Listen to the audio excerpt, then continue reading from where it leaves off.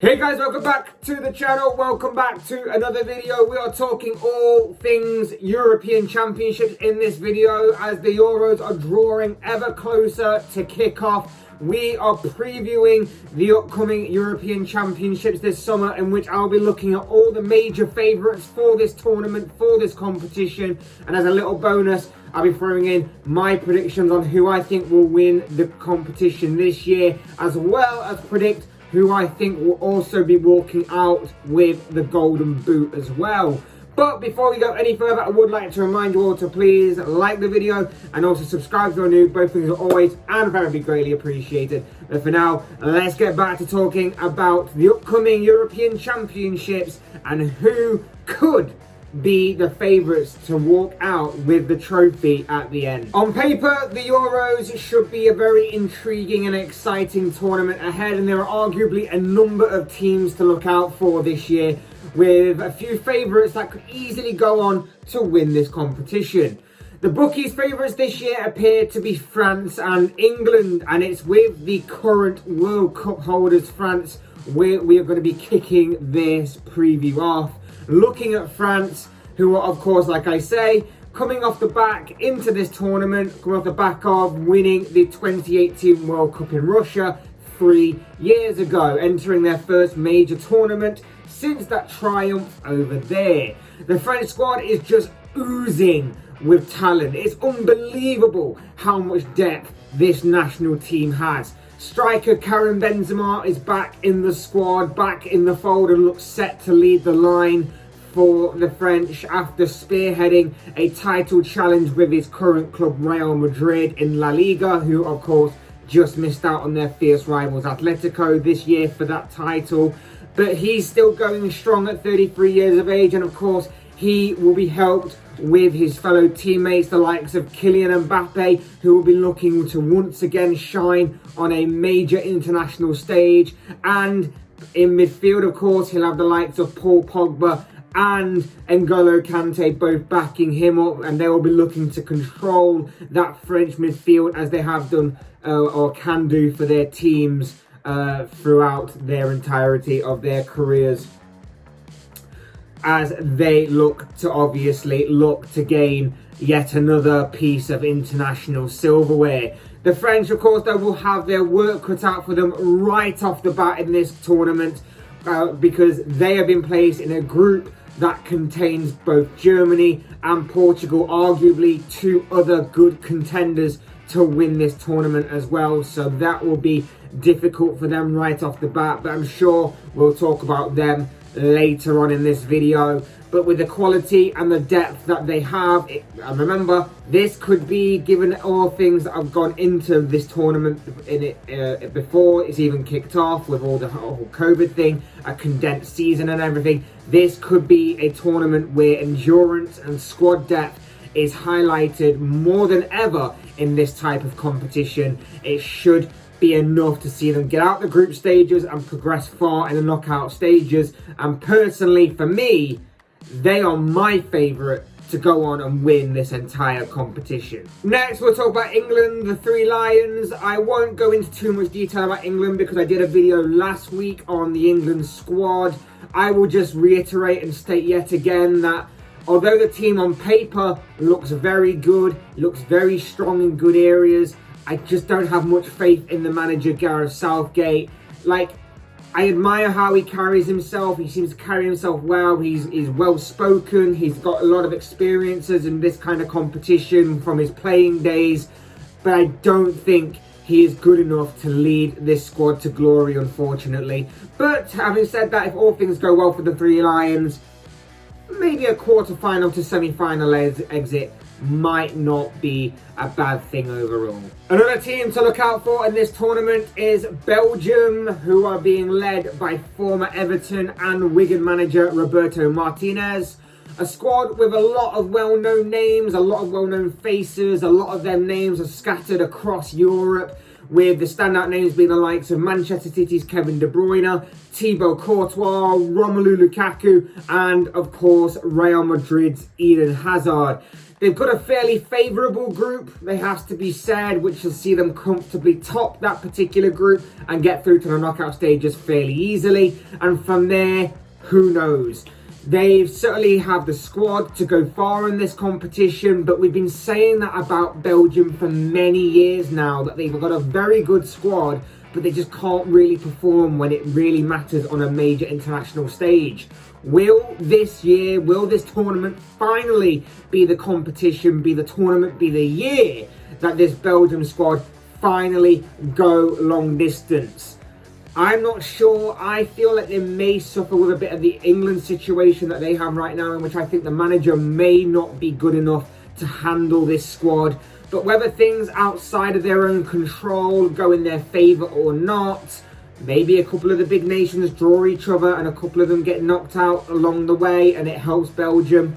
Regardless, I think Belgium will certainly be a team to look out for this year. Next, we are going to look at Italy, and these are actually my personal dark horses for this competition, should of course my favourite get knocked out. They certainly could surprise a few people this year. There could be a bit of a surprise package that maybe not many people are expecting to actually do much. The brains behind the operation, of course, is one Roberto Mancini, and he may not have the quality of Italian teams of years gone by, because believe me, they were some incredible and talented teams on an international level of former Italian teams in these types of major international tournaments. They were absolutely stupidly good. But he's still got some fairly decent players at his disposal this time around, with him at the helm, of course. The standout names include soon-to-be out-of-contract goalkeeper Gianluigi Donnarumma, Giorgino Chiellini at the heart of the defence, Marco Verratti playmaking in midfield, Lorenzo Insigne with his pace on the wings, and striker Ciro Immobile up front, of course. The squad is very good, a blend of youth and experience, and they should not be overlooked in this competition. Again, if things go well for them outside of their own destiny, outside of their own control, maybe Italy could go on and reach like the final, or maybe just the semi-finals. But I think if things go how they're supposed to, a semi-final exit at the furthest probably could be what this side hits going forward. Quarter-final at the very least. Portugal are up next, and of course looking to successfully defend their European Championship crown after their triumph in this tournament back in 2016. There are a number of well-known and key players for the Portuguese this time around, but of course the big name that stands out is of course one Bernardo Silva. I mean, no, wait. I mean, of course it is Cristiano Ronaldo, the Juventus talisman, of course. What was I thinking? Bernardo Silva. I mean, even at 36, the guy is an absolute machine. Ronaldo is still going strong and is looking to lead the Portuguese to another international trophy. All jokes aside, Bernardo Silva is still in the squad alongside him. The Manchester City player is also in the squad, like I say, alongside his fellow teammate and Premier League player of the season, Ruben Diaz, of course. And they will join the likes of Manchester United's Bruno Fernandes, Liverpool's Diego Jota, young, talented João Felix is also in the squad, and of course, Frankfurt striker Andre Silva is also in the 26-man squad, a guy who was the Bundesliga's second top goal scorer last season, outscoring talented and obviously hot property in Europe right now, Erling Haaland, but of course missing out on the incredible, phenomenal, stupendous goal-scoring record that was set by Bayern and Poland's striker Robert Lewandowski. A very good side with plenty of options at Portugal's disposal. Defensively, they may not be the strongest in this tournament, and that will be their Achilles heel. I'm sure that many teams will look to exploit. And with them being in the group of death, it could be very difficult for them. But hey, if any team can do it, it's got to be the Portuguese, because let's face it, they weren't expected to win this tournament 5 years ago, back in 2016. They were outside contenders then, they are outside contenders now. It certainly could be another year in which the Portuguese surprise many by going on to win this tournament. Outside chances, yes. Possible, definitely. And finally, we're going to be looking in depth at Germany, and it's Joachim Löw's final international tournament as the brains behind the operation with the Germans. Will he bow out with a major tournament win here, or will it end in defeat for him? Of course, the last time that we saw Germany in a major international competition, they had an absolute train wreck of a World Cup 3 years ago in Russia. But this year, they will obviously want to rectify that in this competition. Will the German squad rally together for their manager as a last hurrah before he leaves? Or will they down tools knowing that a fresh start is on the horizon once this competition is all over and done with? On paper, it's a strong squad. All areas have experience and quality within them. They should be a force to be reckoned with in this tournament, but it's about their mentality. Has that mentality, has the glory days come back of 2014? Has the mentality of winning ways come back from like 7 years ago, where Germany, of course, triumphed in that World Cup? It's obviously a big question that needs to be answered for the Germans here. The Germans will have a number of options within their squad available to them. They've taken the likes of Manuel Neuer as their goalkeeper, Mats Hummels in the centre of defence, Toni Kroos in midfield, Champions League winner and of course difference maker on that night in Porto. Kai Havertz is in the team alongside his teammate Timo Werner. Will Werner be all there mindset wise in this competition? Will he manage to rectify his goal scoring ways in this competition? I don't know. And of course the underrated Thomas Muller is back within the German squad as well. Again, as I've said with Portugal, as I've said with France, they are of course in that bit of a group of death situation with 3 major teams in this tournament in that group. And so they have a very difficult task ahead of them right off the bat, but these will be interesting to watch. This team will certainly be interesting to watch, whether it's all for the good or for the bad reasons. Other teams to look out for in this tournament could be the Netherlands. They should make it out of their group, but from there it would seriously depend on who they get in the knockout stages. Again, it could be a round of 16 exit for the Netherlands. They could make it to the quarterfinals, but I don't think they have enough, particularly in wide areas, or even a more clinical and more prolific goal scorer up front. Next, we're going to look at Spain. They lack experience, particularly in defensive areas. They are certainly not the Spanish teams of about 10 years ago, where they were just absolutely ripping apart all kinds of international tournaments, tiki-taka their way to major triumph and major glory in international competitions.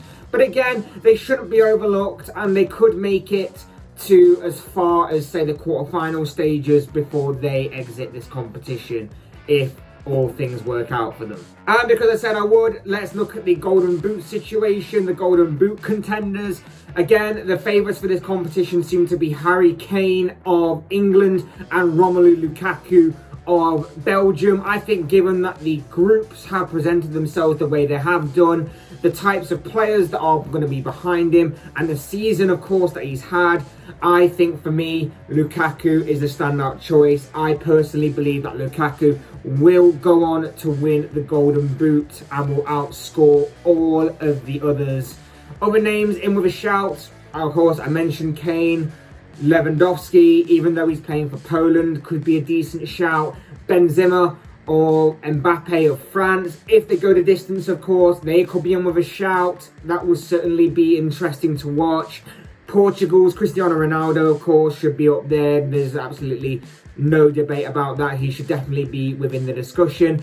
But again, given that France and given that Portugal are in this group of death situation, they could be tight games. I don't expect them to be like high scoring games, so the goals may be limited, and that's why I think Lukaku has a better shout of grabbing more goals and outscoring the rest. That's just my opinion, but like I say, to sum up, I think Lukaku gets the golden boot and France win the Euros this year. But of course, as I always say, these are just the thoughts, comments, opinions, predictions, whatever you want to call it, of this guy. I want to know what your guys' opinions are. What do you make of this year's upcoming European Championships this summer? Who do you see winning? Who do you see being a surprise package, whether it's for all the good or the bad reasons? And who do you think will finish top goal scorer? I'd love to know your thoughts, comments, opinions, predictions, whatever you want to call it, down in the comment section below. I'm sure they'll all make for interesting reading. Otherwise, hit that like button on the right if you enjoyed the video. Subscribe if you're new or want to see more content like this. Both things will always and very greatly appreciated.